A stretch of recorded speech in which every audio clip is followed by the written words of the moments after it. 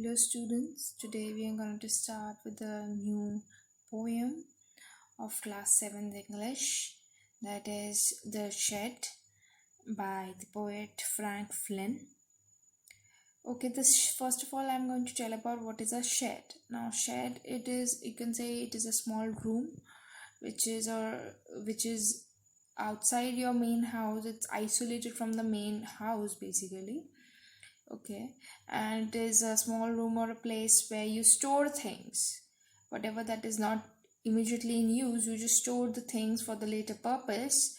The shed could be, it could be useful according to your needs, right? You could store anything that you want, right? It could be any tools, any furniture, old furniture that is not being used right now, right? It could be any vehicle, your car, your bike, or anything, or bicycle, anything that you're not right needed. It's a storehouse sort of a place.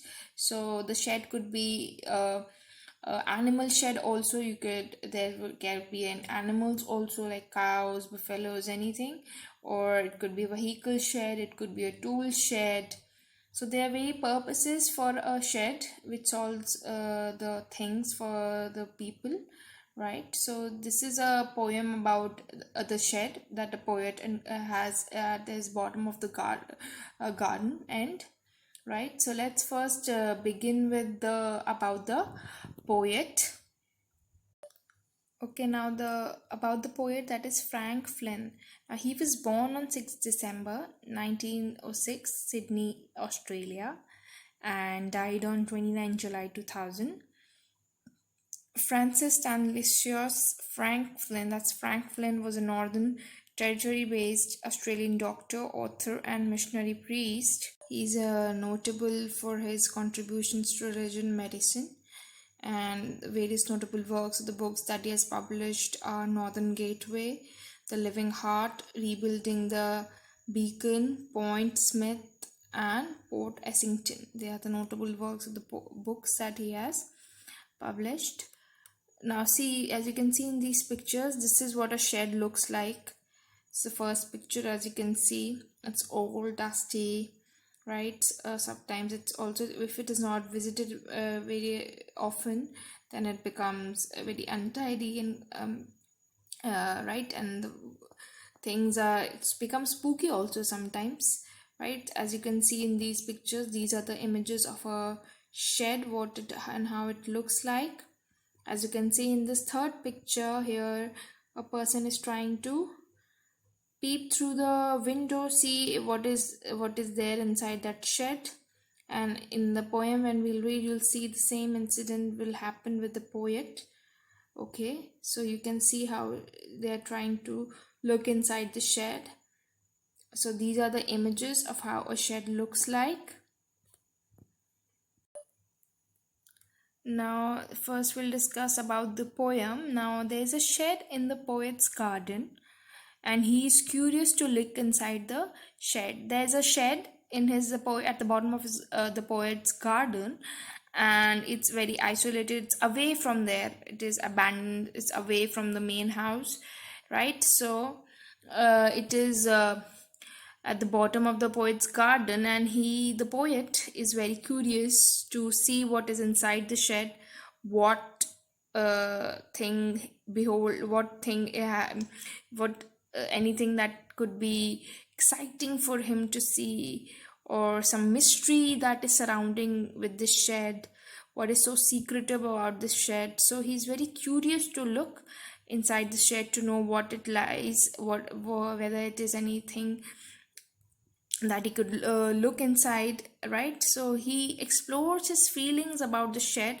and what it contains. So he's trying to explore about the feelings about the shed, and if he musters up that much of courage, that and see what it contains, what is there inside the shed. Because why? Because he's scared, and the poet is scared and fearful, because his brother actually told him about the story of a ghost that who lives inside the shed. So it becomes a very scary and spooky thing for him, and because of the look also, the description that the poet gives to the shed also adds to that uh, spooky nature, right? So he is very fearful and he's afraid to look inside the shed. So let's see if he's able to look inside and see if his curiosity is satisfied or not. He is his desire to see what lies inside the shed, right? Now I give you some introduction about the poem. It is first of all a narrative poem. We'll discuss about what is a narrative poem, and in which a child is the speaker. The poet here, he's a child when when he's written the poem about. So he's a child is the speaker in this, and that is the poet himself. And he's speaking about a shed, and the shed is at the bottom of the garden, which is rarely opened. And as you can see with the condition of the shed, it's all old, dusty, window panes are broken, right? There's creaking sound in that of the if you open the door, right? So and there's a lot of cobwebs, the spider webs all around is seen hanging across the door, which indicates that it is rarely opened, it is abandoned and isolated, right? And the shed has a dusty window with three panes of glass. Whenever he passes through the way, he feels that somebody is staring at him. Now, whenever he passes through the shed, he is here the poet. He thinks that somebody from the inside the shed is staring at him, because sometimes he believes the ghost story that his brother had told him. And so the poet believes that somebody is staring at him, the eyes over all over him, so he is fearful of that. But the poet, his brothers, warns him not to enter the shed, else the ghost will kill him. There's a this story that the brother has created for the poet. There's a ghost that lives there, and he should be very beware of that ghost. He should not open that door and go inside and take a look inside the shed. And the poet knows his brother lies and there is no ghost. Also, the poet believes and he reassures himself that this is just a story, it's all a lie, a made up of story by his brother, and there's no ghost inside that. But but he's still scared, right? And he's fearful. But the poet is determined to enter the shed one day.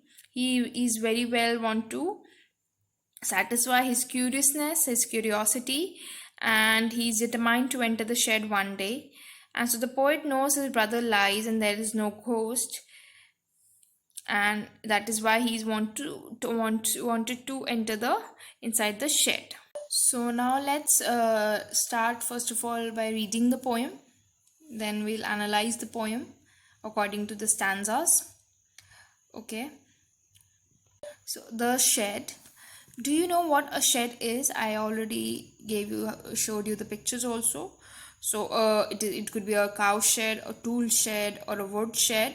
For example, it's a basically a small room away from the main house for storing or keeping things, animals, tools, vehicles, and etc.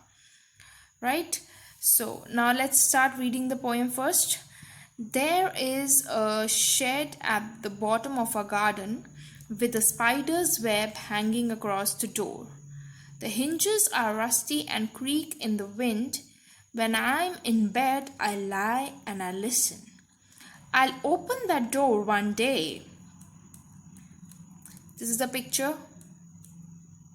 of a shed. There's a dusty old window around at the side with three cracked panes of glass. I often think there's someone staring at me each time that I pass.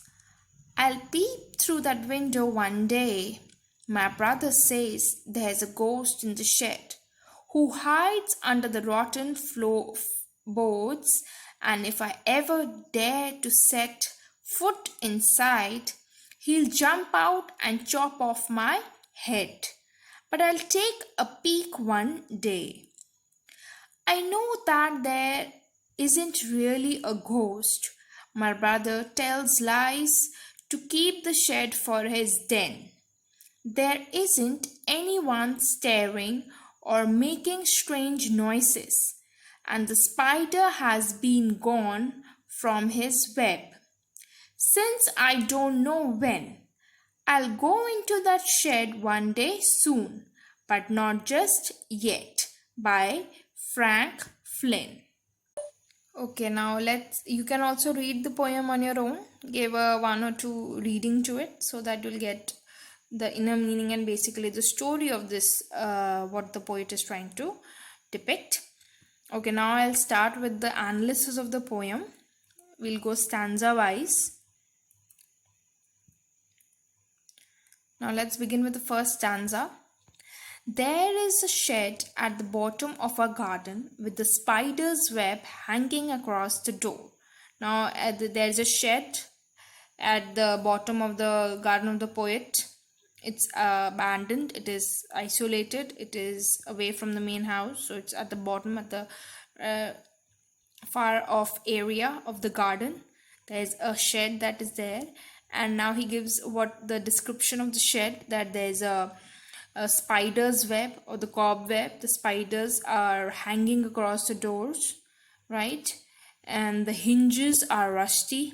Here, what is mean by hinges? Hinges is basically a joint, a movable joint, whether which holds the door or the gate. So it's a joint, a movable joint, so that through which the door or a gate it swings by. So it holds up basically the door or a gate, anything. So the hinges have become rusty. Rusty here is what? The rust. It is being corroded. It is decayed. You can say due to water, due to sunlight, due to air, various reasons because of which the hinges now are old. They are all covered with rust. They are all corroded. So it depicts basically the shed, how it looks like, and how the hinges are old, it's not new, right? And creak in the wind. And creak in the wind here, creak in the wind is due to the hinges. And creak here basically means is the unpleasant sound, the high pitched or the unpleasant sound. So because the hinges are old, they are rusty, they are corroded, they are making certain an unpleasant and uncomfortable sound in the wind, right? So it is, the shed is first of all is the door of the shed is covered with the spider's web, and the hinges are creating unpleasant high pitched sound in the wind. And when I'm in bed, I lie and I listen. When I am in bed, here I is the poet. So when he's lying in the bed, he listens to this unpleasant and uncomfortable sound of the hinges, the movable hinges, the joint, which is rusty. I'll open that door one day. Or he is afraid, he doesn't like that sound, and but still he thinks that he'll open the door of the shed one day. So now let's move on to the stanza number 2.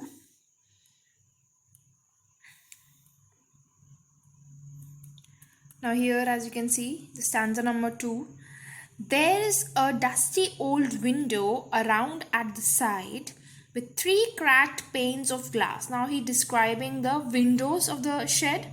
It's very dusty, it's very old around the side, and 3 cracked panes of glass. The glass that are there of the windows are all broken. Panes are the sort of a sheet of glass, right? So they are three cracked panes of glass.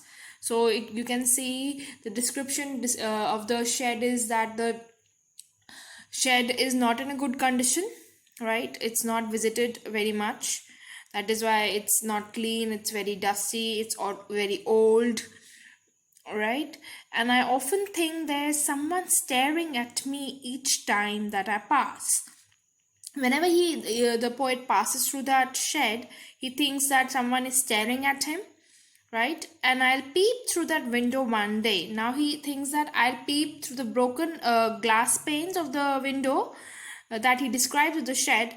So he says that one day he will peep through that window, Peep means what?